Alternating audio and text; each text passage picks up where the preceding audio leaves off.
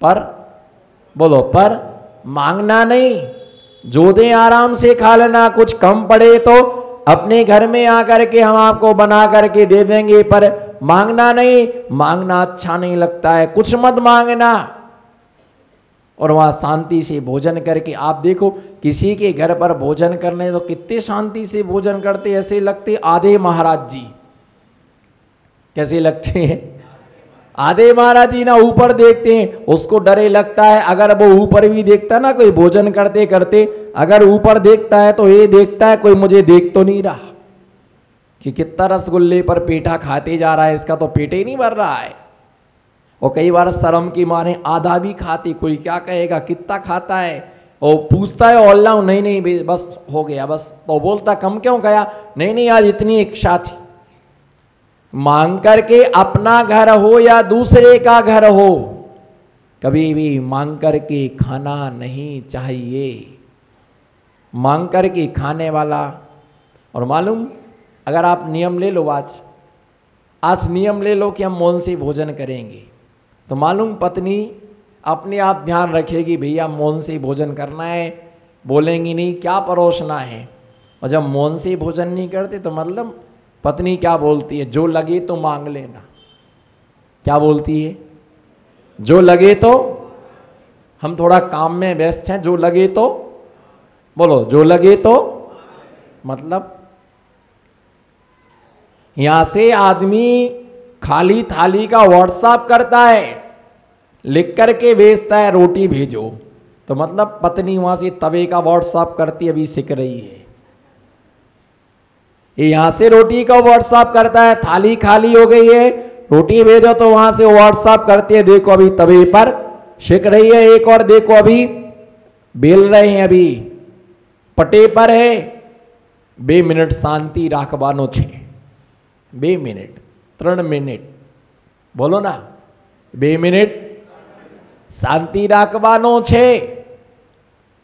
तैयार हो रही है, बैठी रहो तब तक हाथ पर हाथ रखे, वो गरम गरम बना के रखती जा रही, फिर भी व्हाट्सएप कर रही, अभी सीखी नहीं है, भेज रही। क्योंकि पूरब में खाने वाला बैठा और पश्चिम में रसोई घर है। मौन से भोजन करने से फायदा है कि किसी के सामने हाथ नहीं फैलाना पड़ता है। भोजन बैठ करके होता है, पात्र में होता है। क्षुल्लक जी का आहार नहीं होता है, उनका भोजन होता है, क्योंकि वो क्या है? श्रावक है। ब्रह्मचारी ब्रह्मचारिणियों का भोजन होता है, आहार नहीं होता है, क्योंकि वो श्रावक है। आरिका माता जी का आहार होता है, करपात्री है। मुनि महाराज का खड़े होकर के जो करपात्र में लिया जाता उसका नाम क्या है? उसके लिए आहार कहा जाता है। खड़े होकर के जो लिया जाता है, श्रावक के द्वारा कर पात्र में दिया जाता है, उसके लिए आहार कहा जाता है। आहार 40 प्रकार के दोषों से रहित होता है। भोजन श्रावक का, आहार मुनि महाराज का चरना। चरते हो? आज नाश के 13 पत्ते खुलने वाले हैं, 13 पत्ता खुलने वाला है। बोलो 13 पत्ता भी खुलने वाला है, 13 पत्ता भी खुलने वाला है। और अगर किसी में हिम्मत हो, किसी में दम हो, तो मेरा पत्ता खोल के बताओ। जो मेरा पत्ता खोलेगा उसका पत्ता कटने में, बोलो ना बे नमो सिद्धाड़म, जो मेरा पत्ता खोलेगा उसका पत्ता कटने में देर नहीं लगेगी, और जो साधु श्रावक का पत्ता खोलेगा उसका कर्म कटने में समय नहीं लगेगा। 13 पत्ता खुलने वाला है। बताओ आहार करते आप? बोलो जोर से बोलो। भोजन करते? हाँ, एक आध जना तो है यहां भोजन करने वाला, बस एक ही। चरने वाले बहुत है।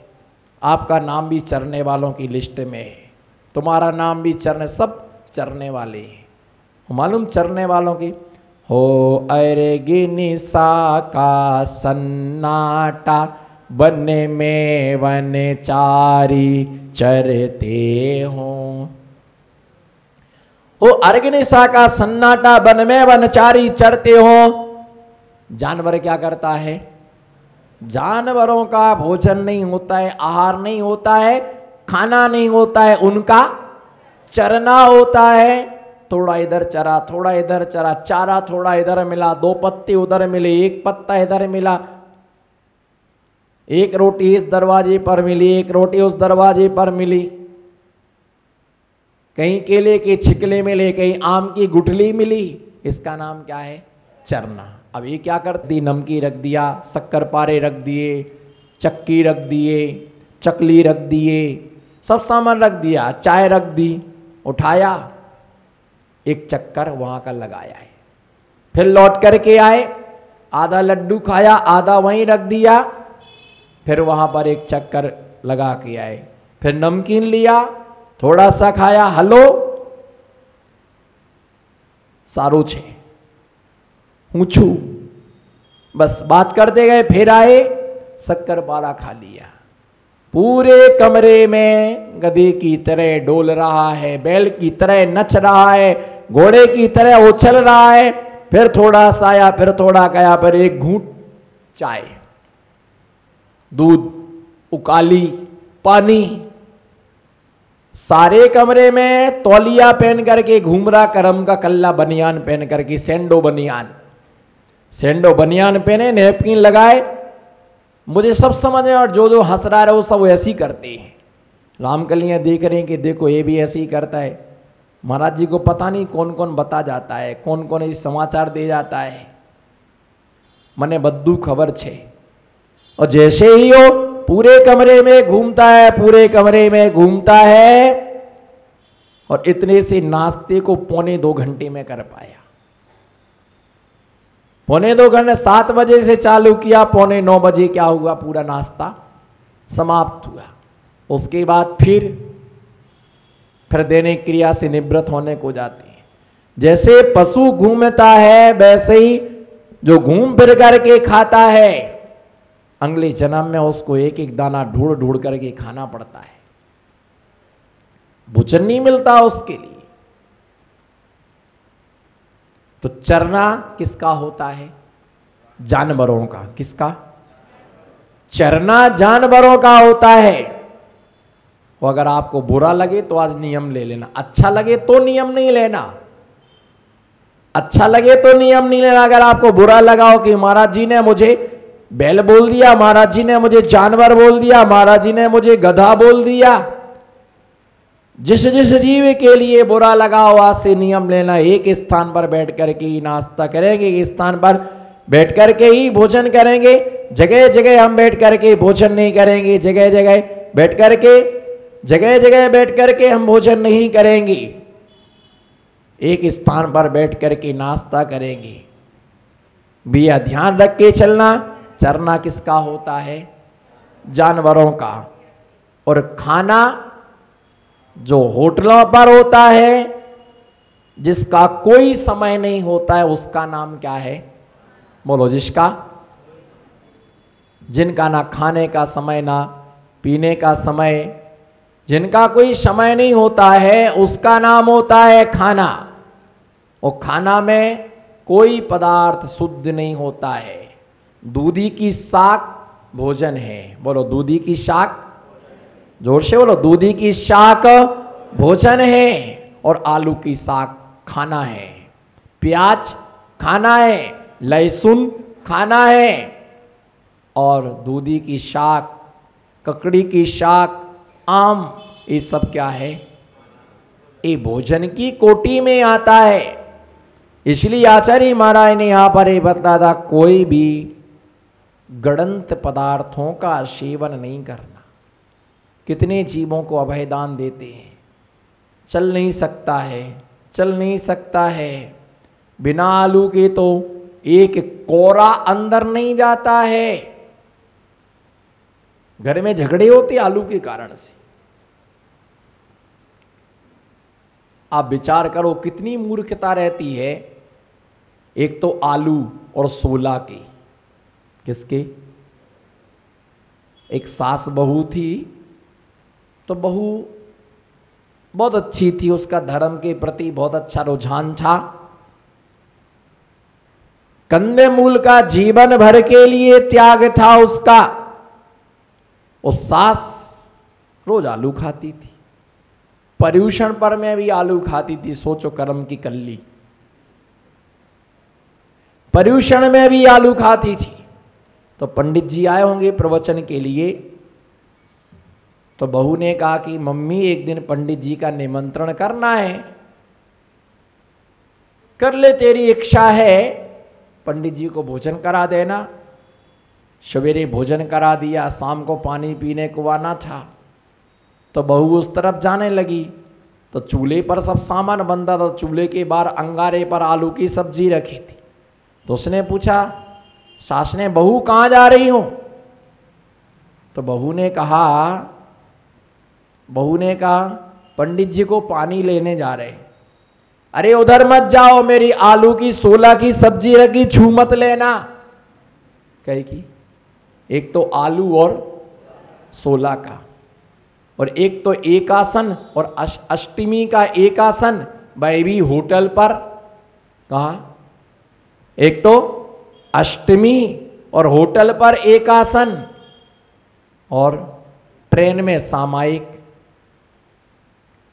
आलू कभी शोला के नहीं हो सकती है, होटल पर कभी एकासन नहीं हो सकता है, और ट्रेन में कभी सामायिक नहीं हो सकती है। जो व्यक्ति अपनी इंद्रियों को जीत लेता है, उसको कोई भी कठिन नहीं है। हम नहीं छोड़ सकते आलू, तो अंतिम सांस तक नहीं छोड़ सकते। चाहे को जो सबसे प्रिय सब्जी है ना, सबसे प्रिय। अगर आलू छूट जाए तो महाराज को आहार नहीं दे लेते क्या? इसीलिए तो आहार नहीं दे पाते हैं। और कुछ लोगों का आलू का, प्याज का, लहसुन का, गाजर का, मूली का, सब गणंत का त्याग है, सिर्फ एक छोड़ के। क्या? आधू। ठंडी के समय में चाय में डाल करके पीना पड़ती है। आपको तो बहुत जरूरी है, चाय में पीना पड़ती है। और ठंडी के समय नींबू के साथ में उसका क्या बनाते हैं? अचार बनाते हैं। तो बस आदू लेते हैं। जब इतना तुमने सबको छोड़ दिया, हाथी निकल गया, तो अब पूछ का विकल्प क्यों कर रहे हो? इतना छोड़ दिया, एक चीज से तुम्हारा ममत्व तो नहीं जाता है। अच्छे स्वाध्याय करने वालों का आलू का त्याग नहीं। मालूम क्या बोलते हैं? छोड़ने की कोशिश तो बहुत करते हैं, परंतु क्या करें? चारित्र मोहिनी कर्म का तीव्र उदय। कौन सी कर्म का? चारित्र मोहिनी कर्म का तीव्र उदय है, जिसके कारण से आलू छूटता नहीं है। अरे चारित्र मोहिनी कर्म का उदय वो कहला त्याग करने के बाद में फिर नियम टूट जाए। जानबूझ करके बनाओ, जानबूझ करके खाओ, उसमें भी तुम चारित्र मोहिनी कर्म को दोष दो। अपनी दृढ़ता आपके लिए रखना। जरा पूर्वा भील को याद कर लेना, कौए के मांस का त्याग किया था। शरीर में रोग होने पर वैद्य ने कौए के रस का भोजन करने का विधान उसके लिए किया, पर उसने कहा कि मृत्यु स्वीकार है। पर उस पूर्वा भील ने अपना नियम नहीं तोड़ा। एक सियाल के विषय में दृष्टांत मिलता है, दाहोद की चैतन्य आत्माओं। सियाल के विषय में दृष्टांत मिलता है, उसने रात्रि में पानी पीने का त्याग किया। जानवर है, जानवर कौन? जानवर है। सियार ने रात्रि में भोजन और पानी का त्याग मुनि महाराज से लिया था। जब वो उसको प्यास लगी तो बावड़ी में नीचे उतरता है। उतरता गया, शाम का 5 बजे का समय था, ठंडी का समय था, चूंकि थोड़ा सा उजाला था। जब वो नीचे गया तो उसको क्या लगा? उसके लिए अंधकार लगा कि ये अंधेरा है। तो वापिस ऊपर आया, जब फिर नीचे गया तो फिर अंधेरा लगा, फिर ऊपर आया, फिर ऊपर उजेला लगा, फिर नीचे गया, उसको अंधेरा पूरा कुछ नहीं दिख रहा था, उसने पानी नहीं पिया, प्यास के कारण से उसकी मृत्यु हो गई, मर करके स्वर्ग में उत्तम जाति का देव बना। एक त्रियंच, एक भील ने अपना नियम पाल लिया और हम एक पदार्थ के लिए अनंत पदार्थ हैं। कितनी पदार्थ हैं? बोलो कितनी पदार्थ हैं? अनंत हैं, पर तुम्हें वही खाने को मिला। कितने कितने द्रव्य हैं, अगर एक एक वस्तु की एक एक दिन सब्जी बनाओ तो दिन कम पड़ जाए जिंदगी की। क्या बोलो, क्या दिन कम पड़ जाए? एक दिन दूध रोटी खाओ, क्या एक दिन? नहीं भाई, गले ही सी नहीं उतरे, दूध तो नाम ही मत लो महाराज। एक दिन दूध रोटी, एक दिन दही रोटी, एक दिन दही रोटी, एक दिन छाछ रोटी, एक दिन पनीर की सब्जी बनाओ। किसकी? एक दिन दूध का छेना बना करके पनीर की सब्जी बनाओ। कितने दिन निकल गए? बोलो कितने दिन निकल गए? 4 दिन। एक दिन टमाटर की सलाद बनाओ, एक दिन टमाटर की सब्जी बनाओ बूरा डाल के। आहा, ठंडी के समय का काम है ये तो। टमाटर की सब्जी बनाओ बूरा डाल करके। एक दिन टमाटर का सॉस बनाओ।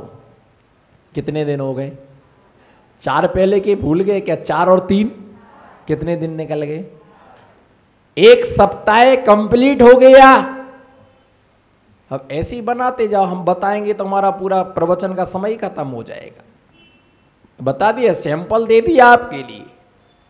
कितने सारे हमें अगर अपना नियम पालन करना है, हम कैसे भी अपना नियम क्या कर सकते हैं। जिसे नहीं पालना है उसके लिए बहाना है।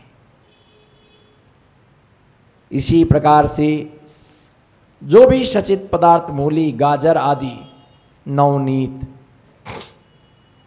मक्खन, मक्खन के सेवन करने का आचार्यों ने त्याग करने का उपदेश दिया है कि मक्खन का सेवन नहीं करना चाहिए। मांस का सेवन करने में जितना पाप लगता है, बोलो जोर से बोलो, मांस का सेवन करने में जितना पाप लगता है उतना ही पाप मक्खन का सेवन करने में। अमूल्य मक्खन, कौन सा मक्खन? अमूल्य दूध आता है, अमूल्य मक्खन, जितना मांस का सेवन करने में पाप लगता है उतना ही पाप मक्खन के सेवन करने में लगता है। इसलिए